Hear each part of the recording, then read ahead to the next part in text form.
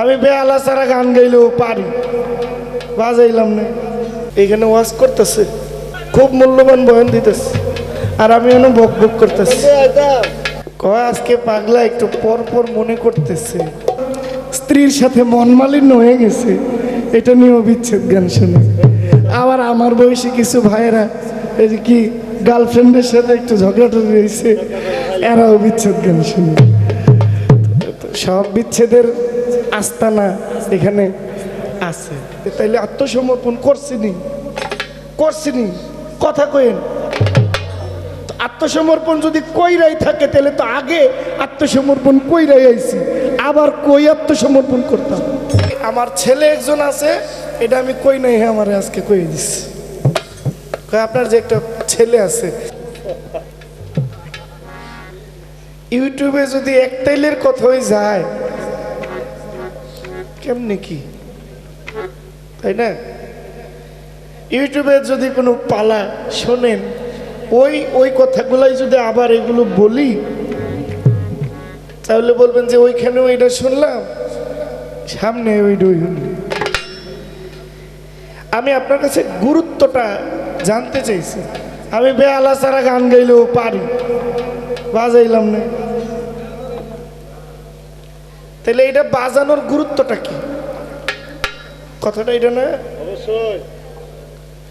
আমি কিন্তু কৌশল করে প্রশ্ন করি নাই, আমি একেবারে মন খুইলে, আপনিও জানেন, আপনি আমার কি মনে করেন তা আমি জানি না। আমি কিন্তু খুব সরল, আবার আমার মধ্যে গরলও আছে, মানে সরল, আমার মধ্যে যথেষ্ট সরলতা আছে। যারা গরল এদের জন্য গরলতা একটা কিছু, কালকে কিছুটা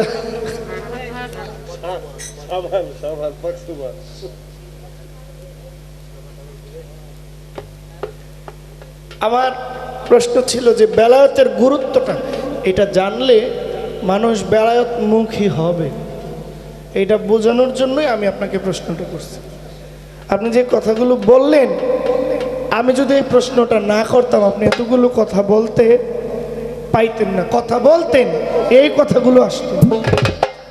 এই কথাগুলো আমি কেন আনলাম, যেন আমার বেলায়েতটা মানুষ বুঝে, যে নবীর নবুয়ত ওই নবীর তো বেলায়েত নাকি।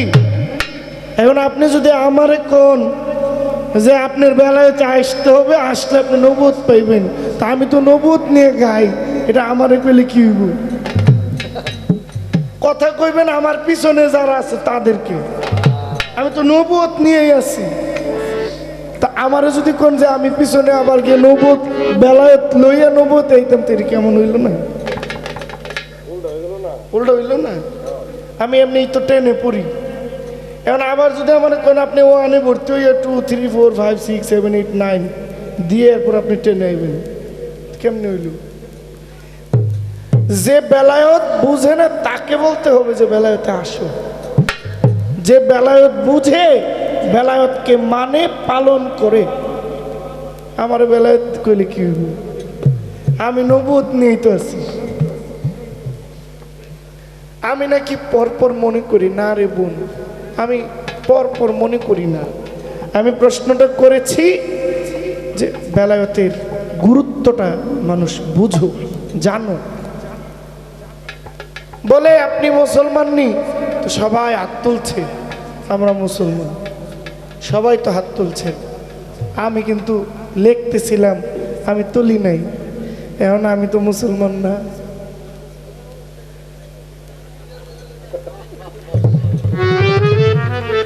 আচ্ছা বললাম না একটা বেকায় দেয়, কম দেখি।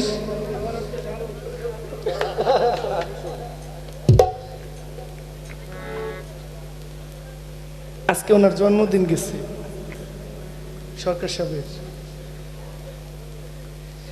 সবাই হাত তুলছেন মুসলমান, আমি তো হাত তুলি নাই।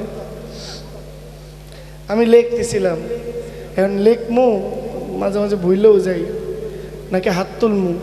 এখন লিখতে গিয়ে যে মিস করছি, কিন্তু মুসলমানের খাতাতে নাম গেছে গা।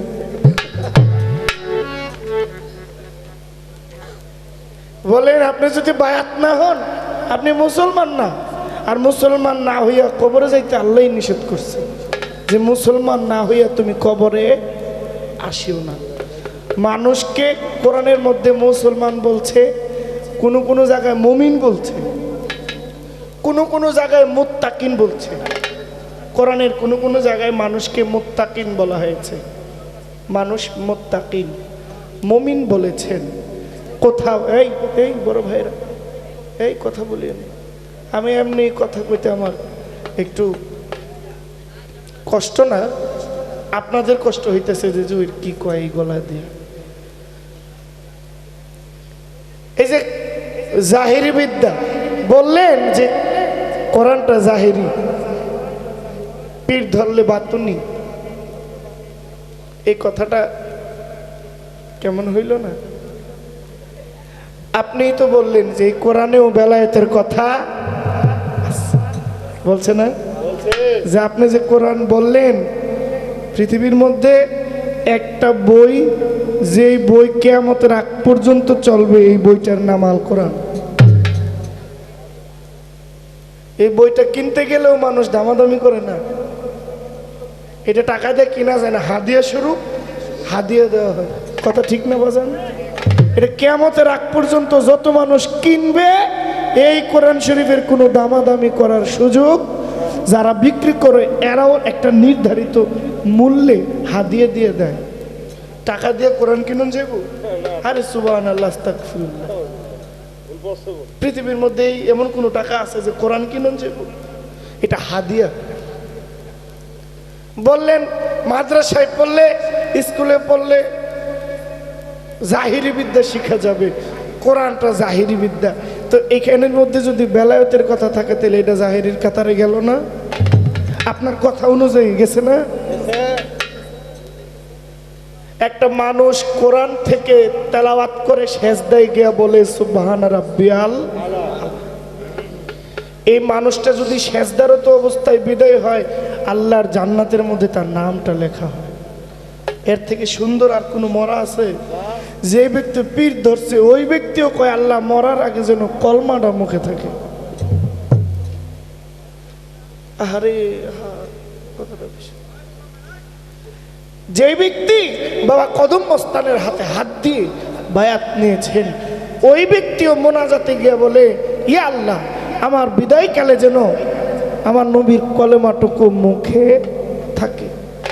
আর সেজদায় গেলে তো ভাগ্যই, কথাই নাই। এটা আপনারা বিশ্বাস করেন? আমিও করি।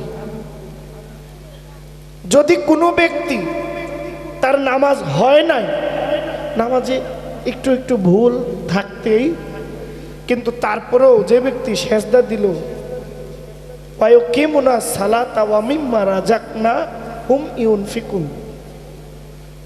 যে ব্যক্তি অদৃশ্য, আল্লাহর দেখি না, বিশ্বাস করি একজন সত্তা আছে, বিশ্বাস করেও যদি সেজদা দেয়, তার সেজদাটা কবুল করার মালিক আল্লাহ। ওই সেজদাটা যদি কবুল হইয়া যায়, তার নামটা জান্নাতের মধ্যে লেখা। তাহলে এত বড় এই কোরআনের যত নামাজই পড়ি, তাহাজ্জুদ পড়েন, নফল নামাজ পড়েন, ওয়াক্তি নামাজ পড়েন, যাই করেন, সূরা ফাতিহা না পড়লে কোনো নামাজ, ওই ফাতিহা সূরাটা কোরআনে আসেনি? আসেনি? এই সূরাটা না পড়লে যদি নামাজ না হয়, এই সূরা পড়ে নামাজ পড়ে ঘুমাইলে ঘুমটাও ইবাদত হয়। তাইলে কোরআনটা জাহিরি, এটার এত হালকা করে দেখার কোনো সুযোগ নাই। জাহিরি মানে হালকা না, মানে জাহিরি একটা বাতুনি, একটা পর্দার পিছে কি আছে এটা এন থেকে দেখা যায় না। তাইলে ওইটা হইলো বাতুনি, এইটা হইলো জাহিরি। আবার আমি ওই পাশে গেলে এইটা হইব জাহিরি, এইটা হইব বাতুনি, মানে ওইটা হইব আমার জন্য জাহিরি, এইটা বাতুনি। দেশ ছাড়লে দেশ মিলে, দেশ না ছাড়লে দেশ মিলে না। কথাটা এমন না? তাহলে কোরআনকে জাহিরি বলারও কোনো সুযোগ নাই। এই কোরআনটাই বাতুনি। এই কোরআনের মধ্যে এমন ধর্ম রস আছে, আমরা এগুলো পড়ে তো হয়তো বা বুঝি না, আরবি হিসেবে আমরা এটাকে তেলাওয়াত হিসেবে নিই। এটার মধ্যে যে মাহিত্য সারমর্ম আছে, একটা আয়াত যদি কেউ ঠিকঠাক তার মাথায় ঢুকে, ওই ব্যক্তি পাগল হয়ে যাবে। দুনিয়াদারি কিচ্ছু ভালো লাগবে না। তাহলে এই কোরআনের মধ্যেও হাকিকত, কিন্তু আমার চিন্তা চেতনা ওই পর্যন্ত যায় নাই বইলা আমি এই কোরআনটাকে এখনো পর্যন্ত জাহেরির কাতারে রাখছি। আমার নবী তো কোনো কলেজ মাদ্রাসায় পড়ে নাই, তারপরেও নবী সর্বগুণের গুণ।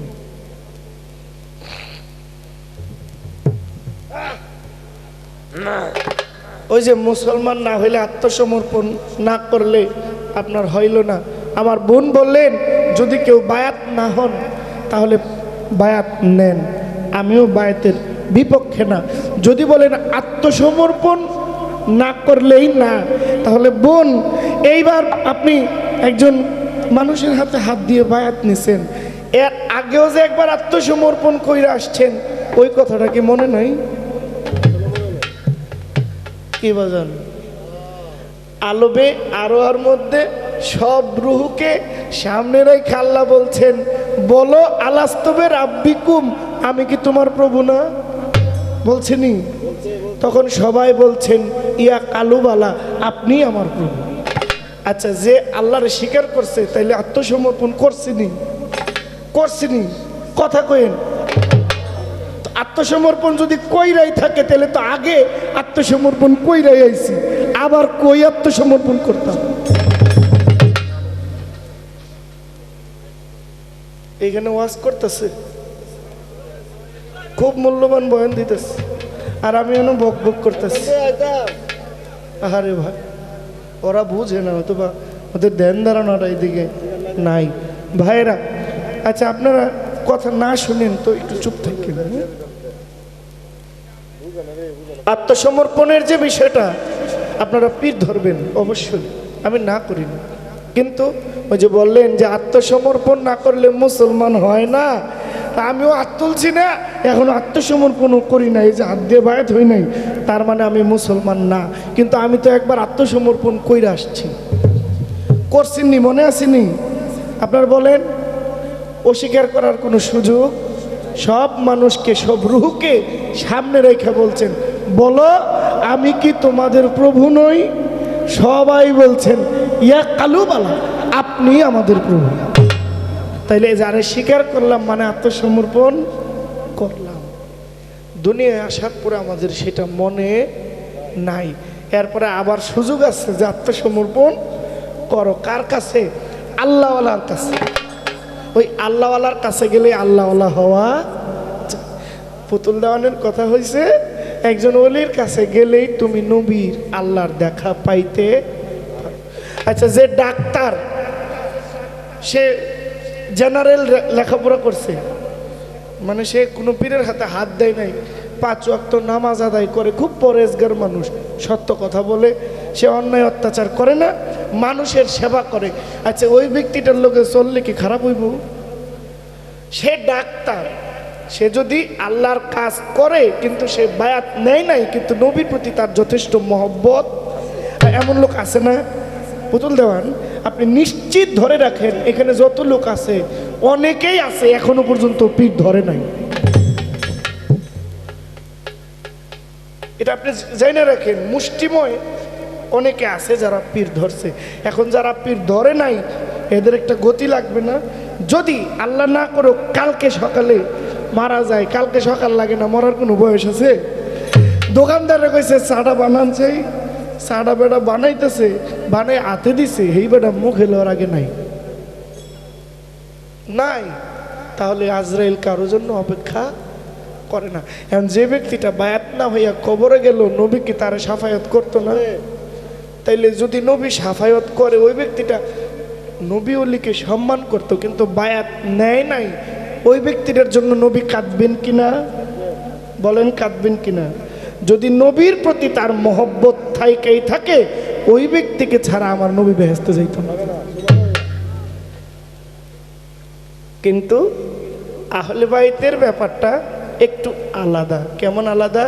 নবী বলে গেছেন, আমার পরে ওই যে তিরমিজি শরীফের 3717 নম্বর আয়াত হাদিস, তিরমিজি শরীফের 3717 নম্বর হাদিস হচ্ছে, মান কুনতুম মাওলা ফাহাজা আলিউন মাওলা। মান কুনতু মাওলা ফাহাজা আলিউন মাওলা, বলছেন আমি যার মাওলা আলীও তার মাওলা। মানে ওই আমার কইতেছে আজকে আমার আলামিন ভাই, এই আলামিন ভাই কয় আমার ড্রাইভার সব আমারে খুব আদর যত্ন করে, কই জহির পাগলা আপনার পরে তো হেইডাই জহির পাগলা। তো নবীর পরে আলীকে নবীর সম্মানটা দেওয়ার জন্য নবী বলে গিয়েছেন বেলায়ত, এটাই বেলায়ত প্রকাশ পাইছে। আচ্ছা বোন আমার কাছে খুব, আমি বলবো না, আমি এটাকে পজিটিভ রাখি, খুব কৌশল কইরা আমার একটা প্রশ্ন করছে। প্রশ্নটা হইল, কয়েক জহির ভাই আপনি যে গান গাইলেন যে দেখতে মনে চায় নবীরে দেখলে প্রাণ জুড়ায়, এই যুগে নবী দেখার উপায়টা কি? প্রশ্নের জবাবটা ওনার পক্ষে যাইতেও পারে, এই সুযোগটা বুঝাই উনি আমার এই প্রশ্নটা করছে। খুব খুব ভালো মাথা, মানে প্রশ্নের জবাবটা যেন ওনার পক্ষে যায়, এটা বুদ্ধি করি। অস্বীকার করার কোনো সুযোগ নাই, আমি ফাঁসি কি কোনো কথা কইতেও চাই না। যদি বেলায়েতে গিয়ে নবীকে দেখা যায়, পাওয়া যায়, দেখবেন না? রাজি আছেন না? কিন্তু যারা এই যে পিঠ ধরছেন, আচ্ছা কোন তো একবারে আমি নবীকে দেখছি, একটা লোকেও কইব না যে আমি নবী দেখছি। যদি দেখেও থাকে কইবেন আপনি দেখছেন, দেখলেও আপনি দাঁড়ায় কইতে পারবেন না যে আমি নবী দেখছি। যদি দেখাও থাকেন আপনি বলতে পারবেন না। আবার একজন ব্যক্তি 5 ওয়াক্ত নামাজ পড়ে ঘুমের মধ্যে ভালো ভালো দৃশ্য দেখেন, নবীর সাথে মোলাকাত হইলেও হইতে বাজান খালি খায়া পীরের দরবার আইলে গেলেই যে ইবাদত হইব বিষয়টা তা না। রাত্রে 5 ওয়াক্ত নামাজ পড়ে আল্লাহওয়ালার কাজ করে সত্য পথে চইলে যদি কেউ ঘুমায়, আমি জহির গান গাইয়া যে ইবাদত হইব, আরেকবার ঘুমাইয়া তার চেয়ে বেশি ইবাদত হইব। সত্য নেই। 3 ধরনের ব্যক্তি, আম্মাজান আয়েশা সিদ্দিকী থেকে বর্ণিত, আম্মাজান আয়েশা বলছেন 3 ধরনের মানুষ রাত জাগার অনুমতি আছে। এক নাম্বার হইছে নবদম্পতি, বিবাহের প্রথম রাত্র, বাসর রাত্র যেটাকে বলা হয়, ফুল সজ্জা। নবদম্পতি তার জীবনের প্রথম রাত্রি যাপন করার অধিকার, অনুমতি আছে। 2 নাম্বার মুসাফিরের অনুমতি আছে রাত্র জাগার। আস্তে আস্তে হয়তোবা ওনার খারাপ লাগে, ওনার কিছু কয়ে লাভ নেই, আমি আমার প্রশ্নের জবাবটা দিয়ে।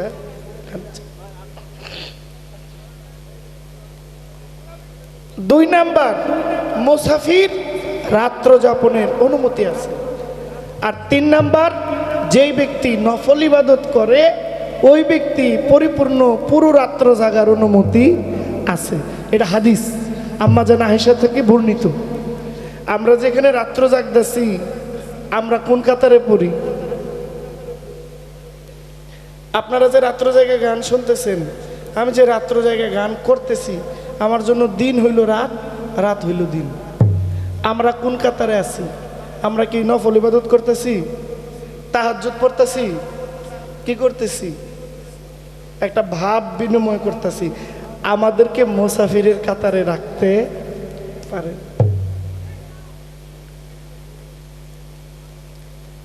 একজন মানুষ যদি পবিত্র কোরআন থেকে সূরা ইয়াসিনের 7 ভাগ, 7 মুবিন, কয় মুবিন? ইয়াসিন সূরার 7 মুবিন।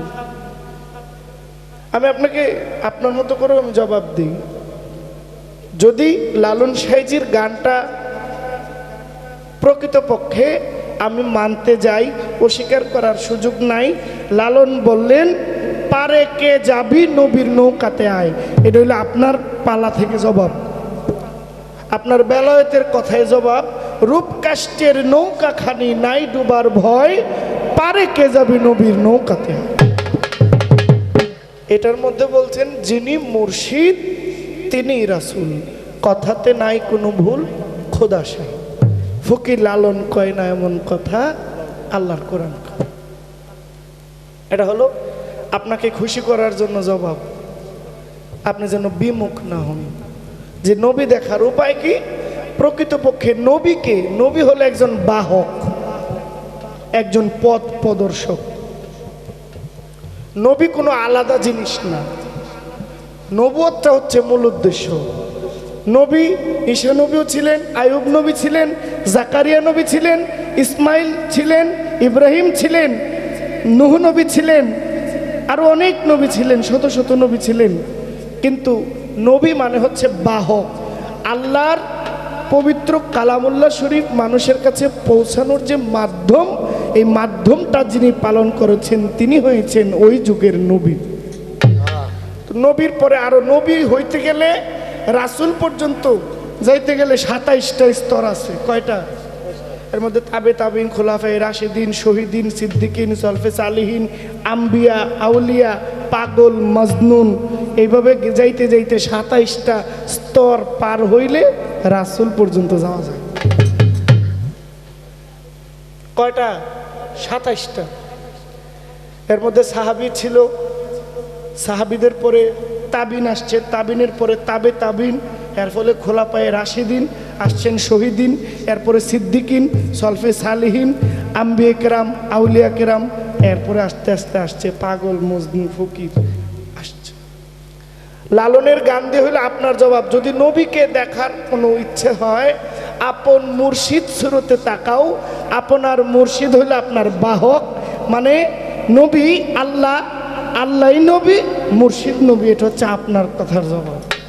আর আমি যদি আমার জায়গায় নবুয়তে থেকে জবাব দেই, কালামুল্লাহ শরীফ সূরা ইয়াসিনের 1 মুবিন পরে সূরা ফাতিহা শরীফ, আল্লাহুম্মা সাল্লি আলা সাইয়্যিদিনা মুহাম্মাদিয়ান উসিলাতে ইলাহিকা ওয়ালিহি ওয়াসাল্লাম, এটা কিন্তু দুরুদে ইব্রাহিম না, এটা দুরুদে মুহাম্মদ।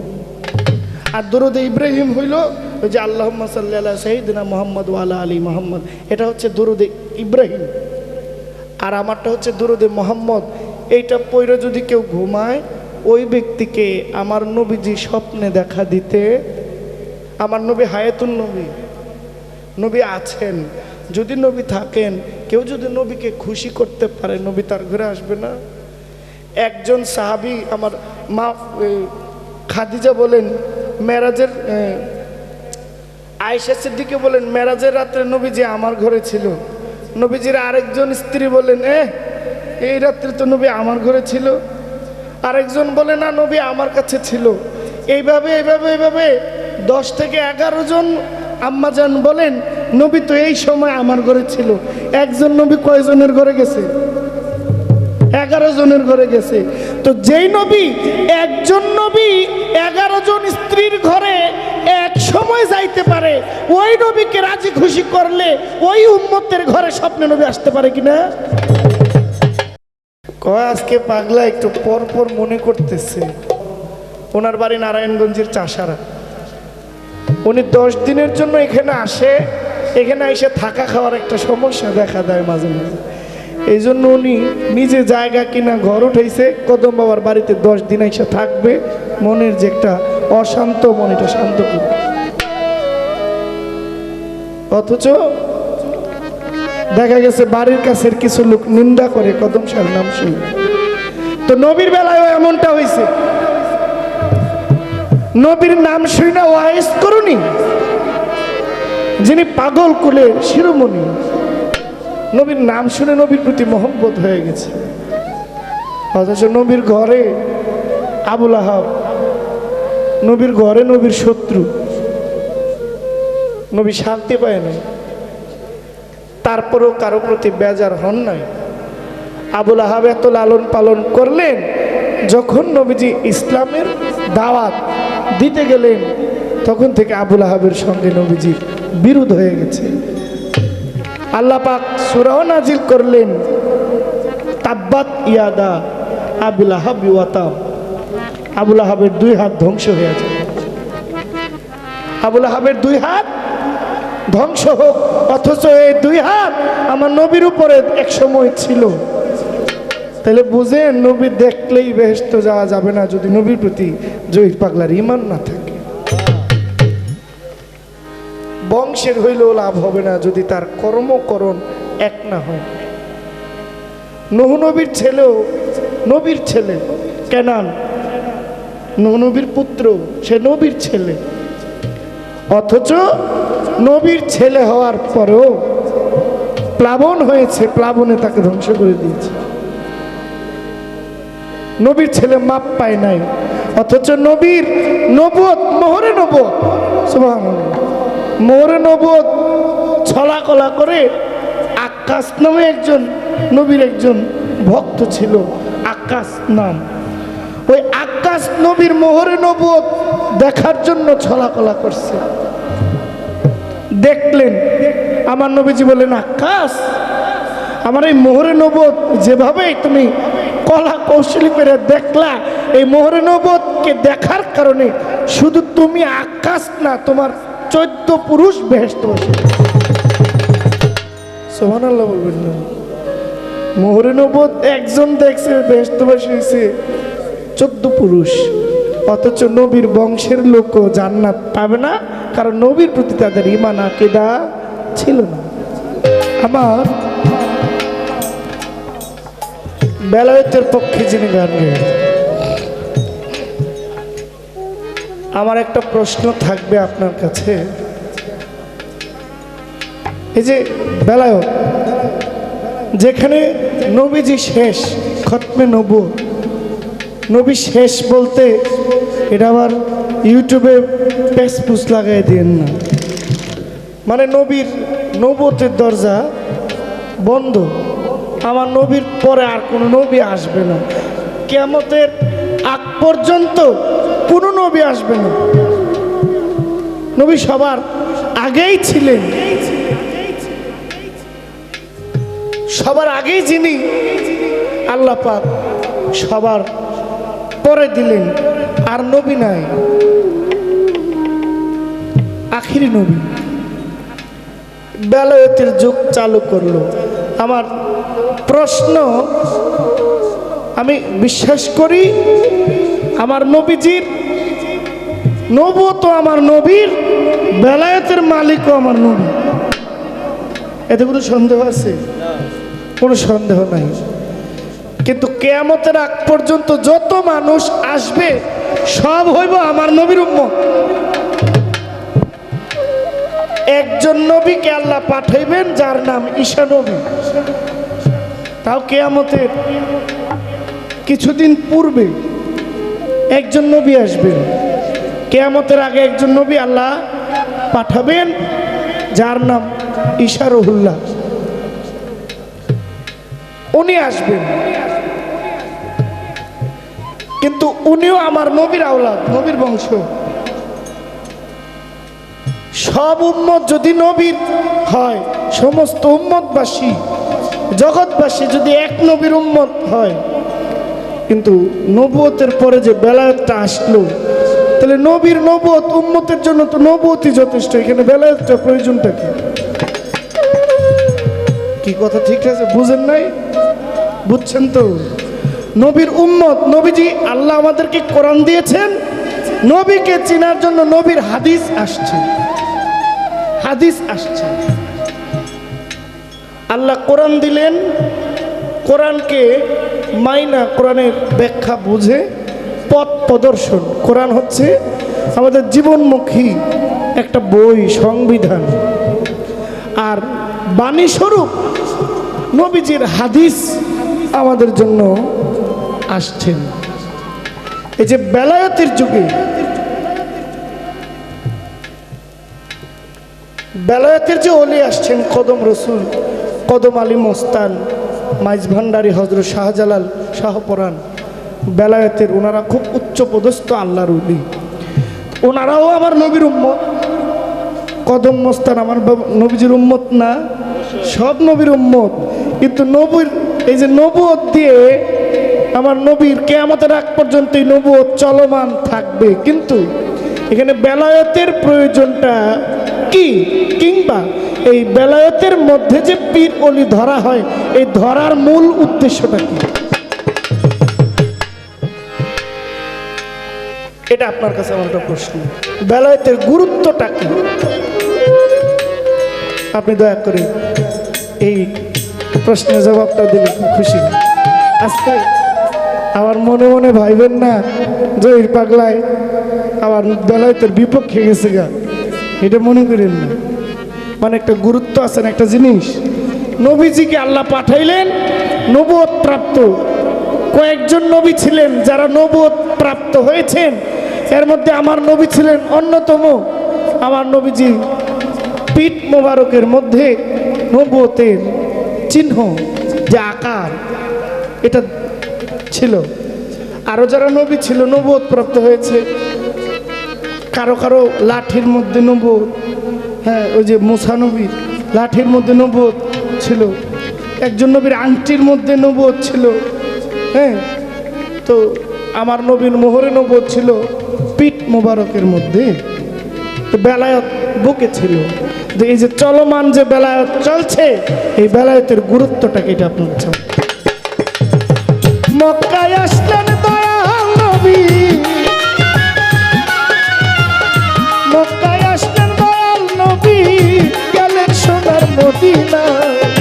দেখতে মনে চাই নবীরে দেখলে প্রাণ জোড়া, দেখতে মনে চাই নবীরে দেখলে প্রাণ জোড়া, দেখতে মনে চাই নবীরে দেখলে প্রাণ জোড়া।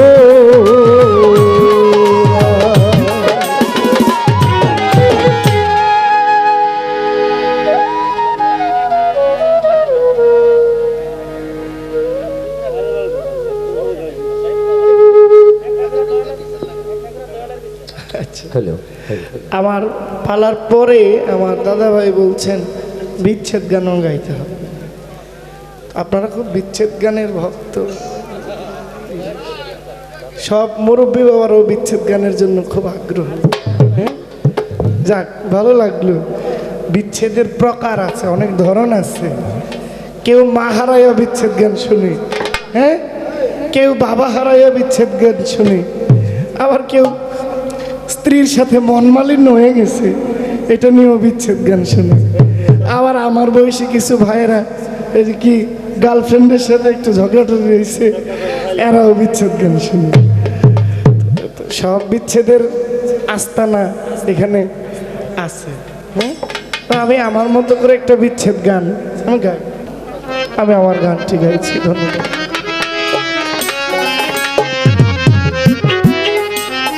মক্কায় আসলেন দয়াল নবী, মক্কায় আসলেন দয়াল নবী, গেলেন সোনার মদিনা। দেখলে মনে চাই নবীরে দেখবার মনে চায়, দেখতে মনে চাই নবীরে দেখলেই প্রাণ জোড়া। মক্কায় আসলেন দয়াল নবী, মক্কায় আসলেন দয়াল নবী, গেলেন সোনার মদিনায়। দেখতে মনে চাই নবীরে দেখলে প্রাণ জোড়া, দেখতে মনে চাই নবীরে দেখলেই প্রাণ জোড়া।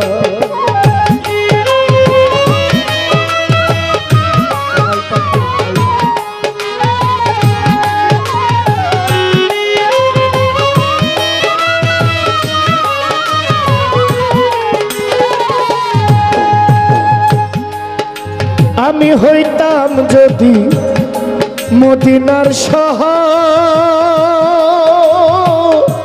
নবী গো,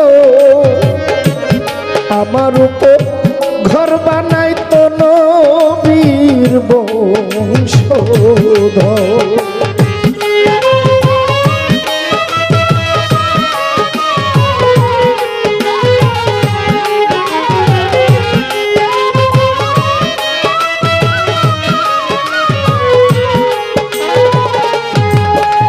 আমি হইতাম যদি মদিনার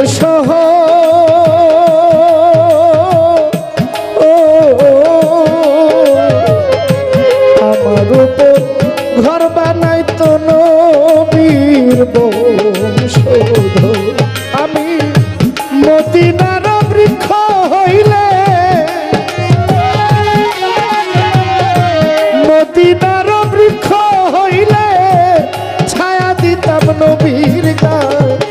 দেখতে মনে চাই নবীরে দেখলেই প্রাণ জুড়ায়। দেখতে মনে চাই নবীরে দেখলেই প্রাণ জুড়ায়।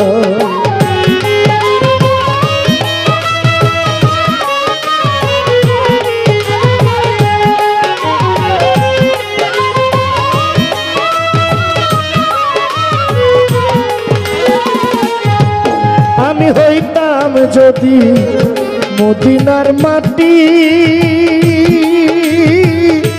নবী গো আমার উপর দিয়া দয়াল নবী যাইতো গো হাতি।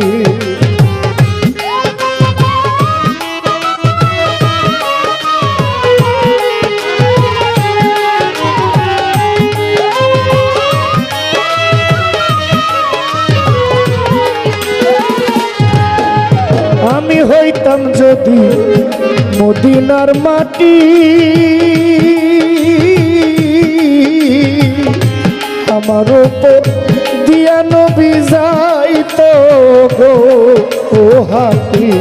আমি মদিনার হাওয়া হইলে,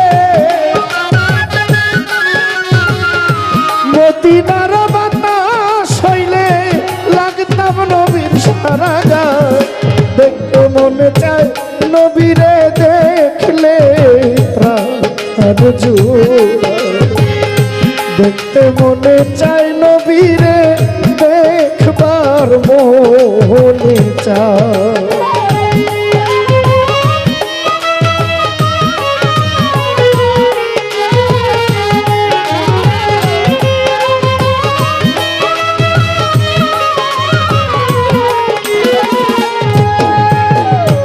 ওরে আমি মানুষ কুলে লইয়া জন্ম, ও আশেক ভাই করিতে পারলাম না আমি মানুষের কর্ম।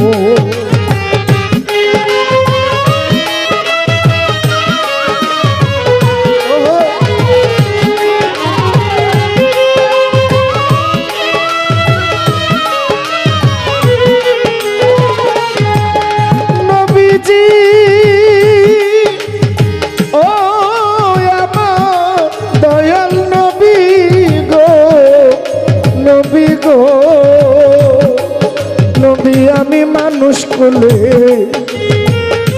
লইয়া গো জন্ম,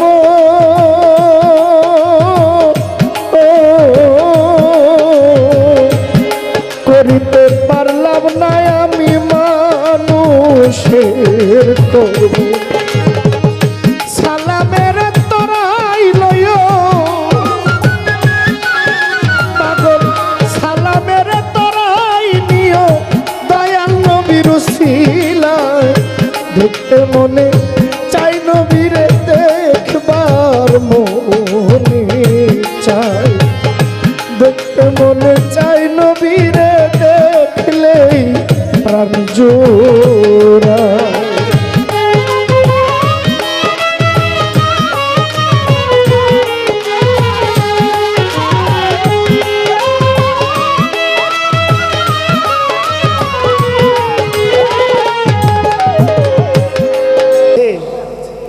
আমরা একটা সামিয়ানার নিচে বসছি, তাই না? হয়তোবা এখানে কাপড়টা ছোট বিদায় কয়েকটা লাগাইছে, কিন্তু পর্দাটা তো এক, সামিয়ানাটা এক না। একেবারে ওই মাথা থেকে এই কোণা ধরে এই চতুর্দিকে একটা সামিয়ানার নিচে আমরা বসছি। মনে করেন এটা নবুয়তের সামিয়ানা। তো আমি প্রশ্ন করলাম, এই যে এখানে বেলায়েতের গুরুত্বটা কি? এটাই তো ছিল প্রশ্নটা, না খারাপ কিছু বলছি?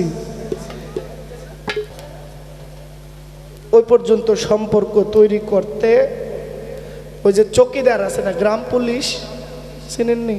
চিনবেন, এটা তো না চিনেন কিছু নাই। এই গ্রাম পুলিশও সরকারের লোক,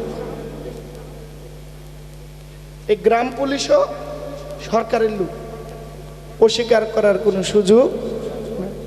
তো পাগল যে রাস্তার যে পাগল, ওই পাগলের সঙ্গে যদি আল্লাহর সম্পর্ক থাকে, ওই পাগল আল্লাহওয়ালা হইতে পারে না। আপনি বলছেন যে আত্মসমর্পণ কারো কাছে না গেলে, ও বাজান কালুশা ফকিরের একটা গান আছে, আগে নিজেকে চিনো পরে গুরুকে মানো, দেহ পাশ করে আনো।